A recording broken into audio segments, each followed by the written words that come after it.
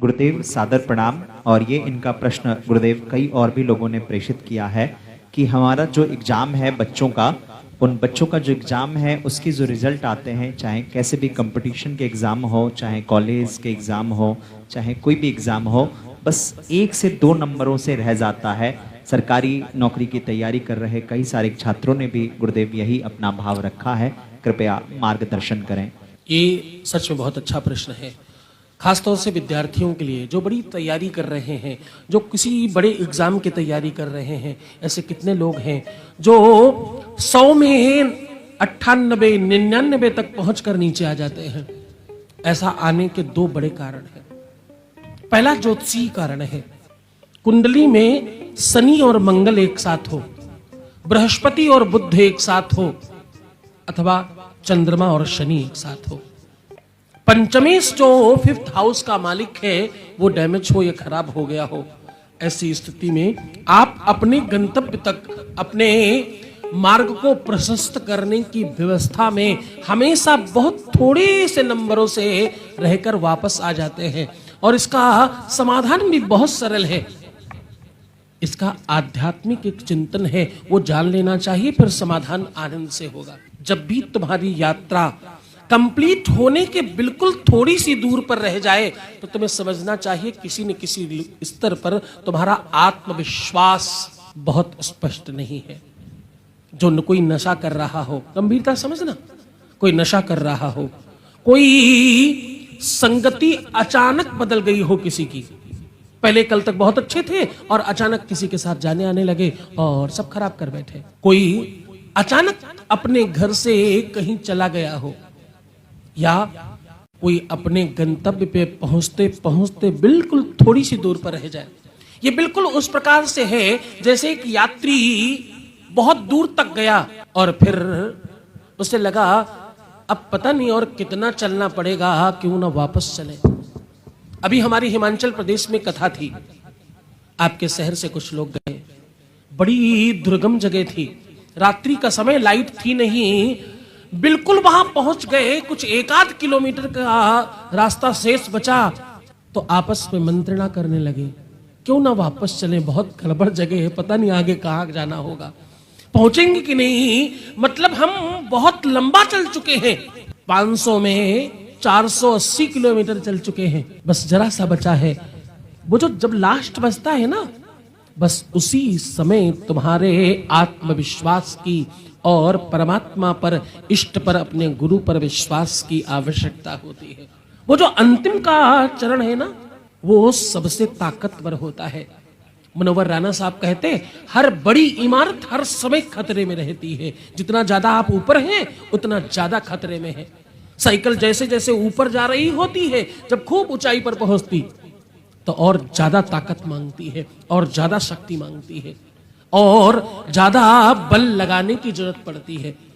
आध्यात्मिकता कहती है कि आपका जो आत्मविश्वास है वो स्ट्रांग होना चाहिए। समाधान बिल्कुल आसान है, कुछ नहीं करना।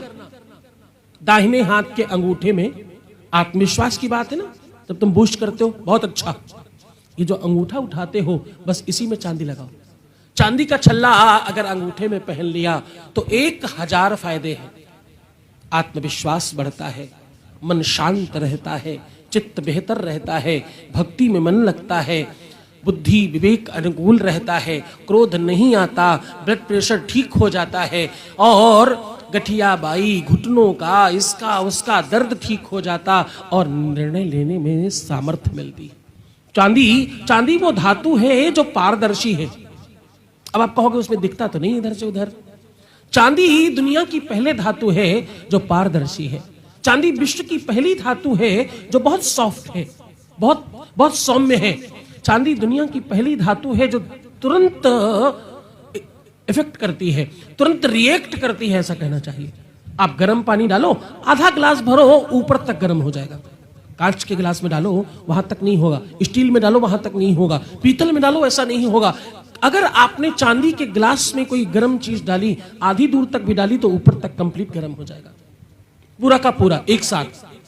पारदर्शी है, एक तरफ रखो दूसरी तरफ अपने आप पहुंच जाता है। चांदी हमेशा मन को कनेक्ट करती है। चंद्रमा की धातु है ना, चांदी के गिलास में पानी पीना चाहिए, चांदी के गिलास रखनी चाहिए, छोटे बच्चों को चम्मच देना चाहिए चांदी का। पहले लोग देते थे, अन्नप्राशन में सबसे पहले चांदी का चम्मच ही दिया जाया करता था। क्यों?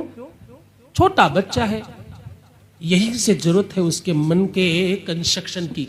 जैसे मकान का कंस्ट्रक्शन होता है, वैसे मन का भी कंस्ट्रक्शन होता है। धीरे धीरे तुम बिगड़ते हो, एकदम से थोड़ी बिगड़ते हो। इसलिए तुम्हारे पूर्वज कहते थे, बोलना शुरू करे उसके पहले चांदी का चम्मच पकड़ाओ, अन्नप्राशन वाले दिन ही। हाँ, तो चांदी का अंगूठे में अगर छल्ला पहना तो आत्मविश्वास बढ़ेगा। तुम्हारे जो बिल्कुल पहुंचते पहुंचते रह जाते हो, ये एग्जाम की बात केवल नहीं है, पूरे जीवन की बात बता रहा हूं। पूरी लाइफ में तुम व्यापार कर रहे हो, तुम नौकरी कर रहे हो, तुम कोई काम कर रहे हो, तुम कहीं जा रहे हो, किसी भी स्थिति में, यहां तक कि तुम्हारा मन कंट्रोल में नहीं रहता हो तो भी, तुम भटक रहे हो तो भी, हाँ, नशा तुम नहीं करना चाहते पर कर रहे हो, तुम अपनी कोई बुरी आदत नहीं छोड़ पा रहे हो तो भी, आपके बीच में बालक बैठा है, मैं उठाऊंगा तो नहीं, वो कहते गुरुदेव पहले मैं बिना शराब के रह नहीं पाता था, ऐसी लत लग गई कि चाहिए ही होती थी और खूब पीते थे हम। जाने क्या हुआ, लखी जिनलाल की मुस्कान ताही बिसरी बेद बिद धुन, योग विद्या ध्यान। बोले जिस दिन से आपको देखा है, कुछ उपाय किए, उसके बाद तो अब मन ही नहीं करता उधर जाने का, मेरी इच्छा ही नहीं होती ऐसा करने की। हाँ, मैं करता ही नहीं। आपकी सभा में बैठे यहीं से, तो मन कंट्रोल करना हो तो अंगूठे में चांदी का छल्ला पहनो। ये करने से तुम्हारा मन, तुम्हारी बुद्धि, तुम्हारा चित्त और तुम्हारी थिंकिंग, सोचने समझने की व्यवस्था अनुकूल हो जाती है। बोले शंकर भगवान की जय।